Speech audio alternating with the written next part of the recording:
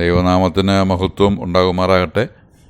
ഇന്നുവരെ ജീവിപ്പാൻ ദൈവം നൽകിയ ഉപകാരങ്ങളെ ഓർത്ത് സ്തോത്രം ചെയ്യാം. ഞാൻ കുര്യൻ എം ചാക്കോ. എല്ലാവിധ സുഖസൗകര്യങ്ങളുമുള്ള രാജധാനി പോലെയുള്ള ട്രെയിനുകൾ ഇന്ന് കേരളത്തിലൂടെയും സർവീസ് നടത്തുന്നുണ്ട്. അത്തരമൊരു ട്രെയിനിലെ മുന്തിയ സെക്ഷനിൽ ജോലി ചെയ്തിരുന്ന ടി.ടിക്ക് ഒരു ദിവസം യാത്രക്കാരുടെ ശകാരങ്ങളും പരാതികളും പ്രതിഷേധവും നേരിടേണ്ടതായി വന്നു.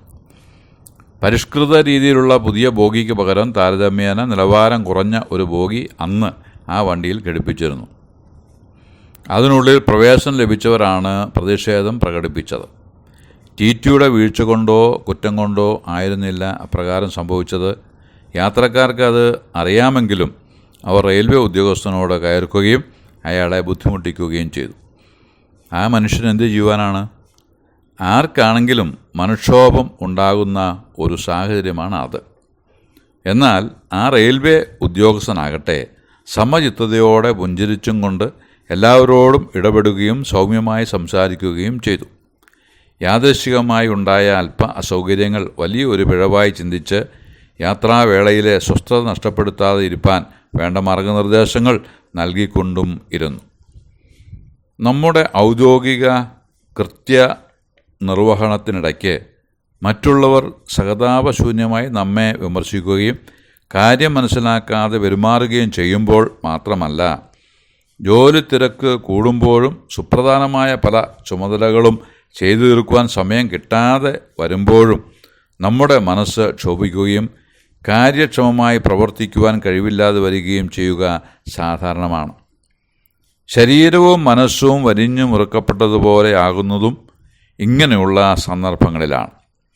ശരീരമനസ്സുകളുടെ സുഗമമായ പ്രവർത്തനത്തെയും ആരോഗ്യത്തെയും പ്രതികൂലമായി ബാധിക്കുന്ന അവസ്ഥാവിശേഷം തന്മൂലം സംജാതമാവുകയും ചെയ്യുന്നു. നിരന്തരമായ ഇത്തരം പിരിമുറുക്കങ്ങൾ മൂലം ആമാശയ സംബന്ധമായ രോഗത്തിന് അധീനരായിത്തീർന്ന അനവധി ആളുകളെക്കുറിച്ച് അറിയുവാൻ കഴിഞ്ഞിട്ടുണ്ട്. മരുന്നുകൊണ്ട് അല്ല, മനോഭാവം മാറുന്നതുകൊണ്ട് മാത്രമേ ഇങ്ങനെയുള്ള രോഗങ്ങൾ മാറൂ എന്ന് ആധുനിക വൈദ്യശാസ്ത്രവും പറയുന്നു. അങ്ങനെയെങ്കിൽ മനുഷ്യൻ്റെ ശരീരമനസ്സുകൾക്ക് കേടുവരുത്തുന്ന സാഹചര്യങ്ങളുടെ സമ്മർദ്ദങ്ങളെയും പിരിമുറുക്കങ്ങളെയും അതിജീവിപ്പാനും മനസ്സിൻ്റെ സമനില തെറ്റാതെ സൂക്ഷിക്കാനും എന്താണ് മാർഗമെന്ന് കണ്ടുപിടിക്കേണ്ടതല്ലേ? മേൽപ്പറഞ്ഞ റെയിൽവേ ഉദ്യോഗസ്ഥനോട് തന്നെ ഈ കാര്യം നമുക്കൊന്ന് ചോദിച്ചു നോക്കാം. ഏത് പ്രതികൂല സാഹചര്യങ്ങളെയും താങ്കൾ സമചിത്തതയോടുകൂടി നേരിടുന്നത് എങ്ങനെയാണ്? അദ്ദേഹത്തിൻ്റെ ഉത്തരം ശ്രദ്ധാർഹമാണ്. എൻ്റെ പരമാവധി അറിവും കഴിവും ഉപയോഗിച്ച് ഓരോ കാര്യവും ഞാൻ ചെയ്യുന്നു. പിന്നെ വരുന്നത് പോലെ വരട്ടെ എന്ന് വെച്ച് ദൈവത്തിൽ ആശ്രയിക്കുന്നു. ഞങ്ങളുടെ പരിശീലന കാലത്ത് 3 കാര്യങ്ങൾ ശ്രദ്ധിക്കണമെന്ന് പറഞ്ഞു തന്നിട്ടുണ്ട്. 1. കഠിനമായി അധ്വാനിക്കുക. 2. ജനത്തോട് മര്യാദയായി പെരുമാറുക. 3. ദൂരയാത്രയല്ലേ, ദൈവാശ്രയബോധം കൈവിടാതെ ഇരിക്കുക. ഇവ 3ഉം പ്രാധാന്യം ഉള്ളതെങ്കിലും ഞാൻ കൂടുതൽ ആശ്രയിക്കുന്നത് 3ാമത്തേതിലാണ്. സമയത്ത് വിവേകം തന്ന് നടത്തുവാൻ ദൈവത്തിനല്ലാതെ ആർക്ക് കഴിയും? ദൈവകൃപ കൊണ്ട് മാത്രമാണ് ഏത് പ്രതിസന്ധിയിലും പ്രശാന്തമായി വർത്തിക്കുവാൻ എനിക്ക് കഴിയുന്നത്. ഈ ഉദ്യോഗസ്ഥൻ്റെ വാക്കുകൾ കേട്ടപ്പോൾ വിശ്വാസികളുടെ പിതാവായ അബ്രഹാം പറഞ്ഞ ഒരു വാചകമാണ് ഓർമ്മയിൽ വന്നത്. തൻ്റെ മകനായ ഇസ്ഹാക്കിനെ ധൈര്യപ്പെടുത്തുന്ന വേളയിലാണ് അത് പറഞ്ഞത്. അതിങ്ങനെയാണ്: അത് ദൈവം നോക്കിക്കൊള്ളും മകനെ എന്ന്. ആ നിലയിൽ ആ വാക്യം പറഞ്ഞ് തൻ്റെ മകൻ ഇസ്ഹാക്കിനെ ധൈര്യപ്പെടുത്തി. ഈ ഒരു വാചകം എല്ലാ കാലത്തും എവിടെയുമുള്ള മനുഷ്യർക്ക് ആശ്രയിക്കുവാൻ കൊള്ളാവുന്ന വചനമാണ്. ഉൽപ്പത്തി പുസ്തകം 22-ാം അധ്യായം ആ പുസ്തകത്തിലെ പ്രധാനപ്പെട്ട അധ്യായങ്ങളിൽ ഒന്നാണ്. അബ്രഹാം വിശ്വാസികളുടെ പിതാവായി തീർന്നത് എങ്ങനെയെന്ന് വ്യക്തമാക്കുന്ന അധ്യായവും ഇതുതന്നെ. ഉൽപ്പത്തി പുസ്തകം 18:11 അബ്രഹാമും സാറയും വയസ്സ് ചെന്ന് വൃദ്ധരായി ഇരുന്നു എന്ന് എഴുതിയിരിക്കുന്നു. 100ഉം 90ഉം വയസ്സുള്ള ഈ വൃദ്ധർ, അവർക്ക് മകനുണ്ടാവുക എന്നത് അസാധ്യമാണ്.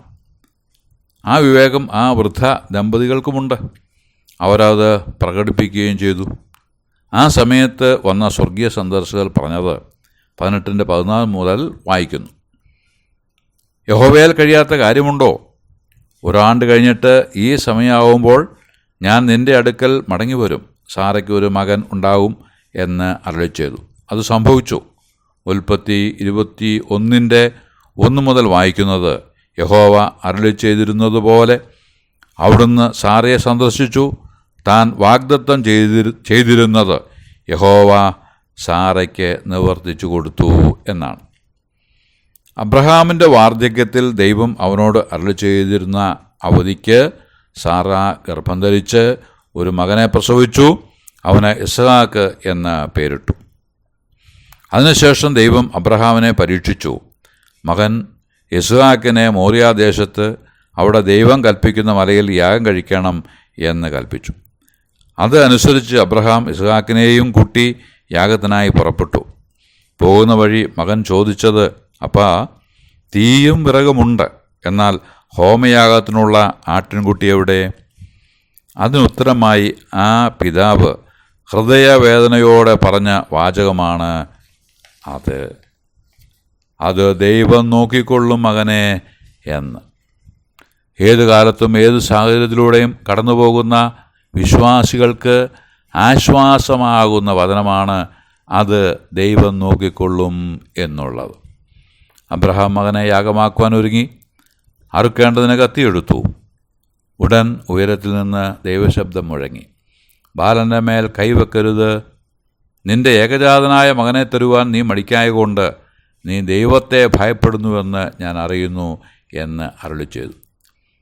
അബ്രഹാം തലയുയർത്തി നോക്കിയപ്പോൾ പിമ്പുറത്ത് ഒരു ആട്ടുകൊറ്റൻ കൊമ്പ് കാട്ടിൽ പിടിപ്പെട്ട് കിടക്കുന്നത് കണ്ടു. അബ്രഹാം ആട്ടുകൊറ്റനെ പിടിച്ച് തൻ്റെ മകന് പകരം ഹോമയാഗം കഴിച്ചു. ഈ സംഭവം എബ്രായ ലേഖനകാരൻ എഴുതുമ്പോൾ അബ്രഹാം ഇസ്ഹാക്കിനെ യാഗം കഴിച്ചതായി ദൈവം പരിഗണിച്ചു എന്ന് തന്നെയാണ് പറഞ്ഞിരിക്കുന്നത്. എബ്രായ ലേഖനം 11:17 മുതൽ വായിക്കുന്നത്, വിശ്വാസത്താൽ അബ്രഹാം താൻ പരീക്ഷിക്കപ്പെട്ടപ്പോൾ ഇസ്ഹാക്കിനെ യാഗമർപ്പിച്ചു.